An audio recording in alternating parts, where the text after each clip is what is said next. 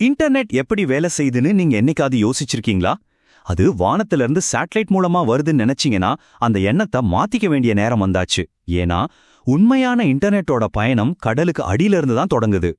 நம்மள பல பேர் இன்டர்நெட்னா அது ஏதோ காத்துல வர்றது, வயர்லெஸ், சேட்டலைட்லேருந்து வர்றதுன்னு தான் நினைச்சிட்டு இருக்கோம். ஆனா உண்மை அது கிடையவே கிடையாது. நிஜத்துல இன்டர்நெட்டுங்கிறது நாம கண்ணால பார்க்கக்கூடிய, தொடக்கூடிய ஒரு விஷயம். கடலுக்கு அடியில லட்சக்கணக்கான கிலோமீட்டர் நீளத்துக்கு போடப்பட்டு இருக்கிற ஃபைபர் ஆப்டிக் கேபிள்களால உருவான ஒரு பிரம்மாண்டமான வலைப்பின்னல் தான் அது.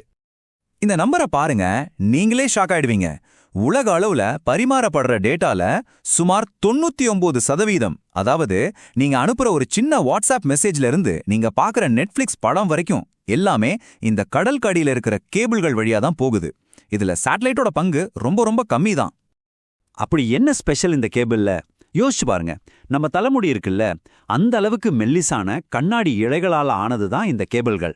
ஆனா டேட்டாவை லேசர் ஒளி சிக்னல்களா மாத்தி கிட்டத்தட்ட ஒளியோட வேகத்துல அனுப்புது. உலகெங்கிலும் இது மாதிரி 500க்கும் மேற்பட்ட கேபிள்கள் கடலுக்கடியில விரிஞ்சு கிடக்கு. சரி, இப்போ ஒரு கேள்வி. நீங்க ஒரு மெசேஜ் தட்டுறீங்க, அது எப்படி இந்த உலகத்தோட மறுபக்கத்துக்கு போகுது? அதோட பயணத்தை நம்ம ட்ராக் பண்ணலாமா?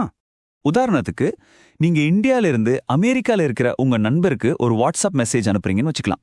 முதல்ல உங்க போன்ல இருந்து டேட்டா பக்கத்துல இருக்கிற செல் டவருக்கு போகும். அங்கிருந்து உங்க இன்டர்நெட் சர்வீஸ் ப்ரொவைடர், அதாவது ஜியோ, ஏர்டெல் மாதிரி நிறுவனங்களோட சர்வருக்கு போகும். அடுத்து அது சென்னை அல்லது மும்பையில் இருக்கிற கடலோர லேண்டிங் ஸ்டேஷனுக்கு போகும். அங்கிருந்து தான் கடலுக்கு அடியில கேபிள் வழியான அதோட உண்மையான பயணம் ஆரம்பிச்சு அமெரிக்காவை போய் சேரும். அப்புறம் இதே ப்ராசஸ் தலைகீழா நடந்து உங்க நண்பரோட போனை அடையும். இதுல ஒரு மேஜிக்கே இருக்கு. இவ்ளோ பெரிய உலக பயணம் நாம கண்ண சிமிட்டுற நேரத்துல, அதாவது சில மில்லி செகண்ட்ஸ்ல நடந்து முடிஞ்சிருது. நம்பவே முடியலல்ல? இந்த பிரம்மாண்டமான நெட்வொர்க்ல சில பலவீனமான இடங்களும் இருக்கு. அத சோக் பாயிண்ட்னு சொல்லுவாங்க. இத நம்ம மூக்கு மாதிரி கற்பனை பண்ணிக்கோங்க.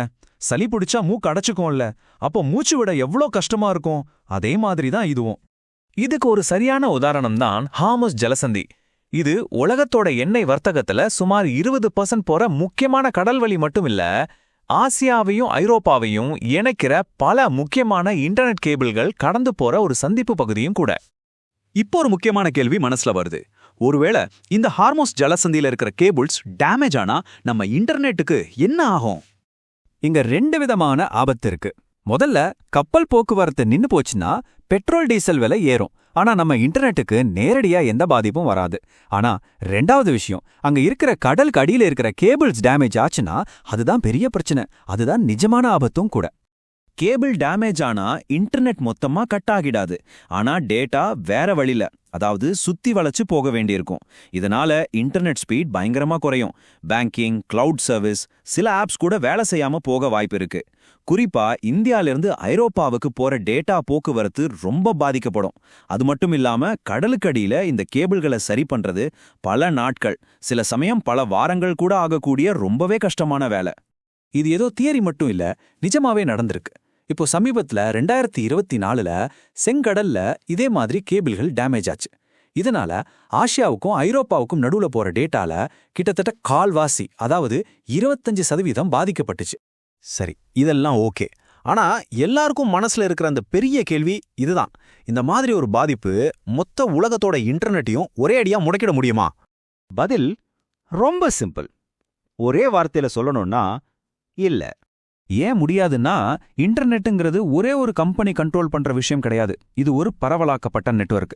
அதாவது ஒரு வழி அடைச்சா டேட்டா போறதுக்கு இன்னும் 100கணக்கான மாற்று வழிகள் இருக்கு. சொல்லப்போனா அதுக்குன்னு ஒரு சூப்பர் பவரே இருக்கு. அதுவே தனக்கான சிறந்த வழியை தானா கண்டுபிடிச்சுக்கும். இந்த சூப்பர் பவருக்கு பேரு தான் பிஜிபி, அதாவது பார்டர் கேட்வே புரோட்டோகால். சிம்பிளா சொல்லணும்னா இதுதான் இன்டர்நெட்டோட ஜிபிஎஸ். நம்ம கார்ல போகும்போது ஒரு ரோட பிளாக் ஆகியிருந்தா கூகுள் மேப்ஸ் எப்படி வேற ரூட் காட்டுதோ அதே வேலையை தான் இந்த பிஜிபி டேட்டாவுக்கு செய்யுது. பாருங்க இது எவ்வளவு அழகா வேலை செய்யுதுன்னு. முதல்ல ஒரு கேபிள் டேமேஜ் ஆகுது, உடனே இந்த பிஜிபி அதை கண்டுபிடிச்சிடுது. அடுத்த செகண்டே பெஸ்டான அடுத்த ரூட்டை கண்டுபிடிச்சு எல்லா டேட்டாவையும் அந்த வழிக்கு திருப்பி விட்டுருது. இதனால நமக்கு ஸ்பீடு கொஞ்சம் குறையலாம், ஆனா கனெக்ஷன் கட் ஆகவே ஆகாது. சோ நம்ம புரிஞ்சுக்க வேண்டிய விஷயம் இதுதான். பெட்ரோல் டீசல் வியாபாரத்துக்கு ஹார்மோஸ் எவ்வளோ முக்கியமோ அதே அளவுக்கு நம்ம இன்டர்நெட்டுக்கும் அது முக்கியம்தான். ஆனா இன்டர்நெட்டுங்கிறது ரொம்பவே ஸ்மார்ட்டான, தன்னைத்தானே சரி செஞ்சுக்கிற ஒரு சிஸ்டம். ஒரு இடத்துல பிரச்சனை வந்தா அதுக்காக மொத்த சிஸ்டமும் முடங்கி போகாது. ஸோ இனிமே நீங்க ஒரு மெசேஜ் அனுப்பும்போதோ இல்ல ஒரு யூடியூப் வீடியோ பார்க்கும்போதோ உங்களுக்காக அந்த டேட்டா கடலுக்கு அடியில ஒலியோட வேகத்துல போற இந்த நம்ப முடியாத பயணத்தை பத்தி ஒரு நிமிஷம் யோசிப்பீங்களா?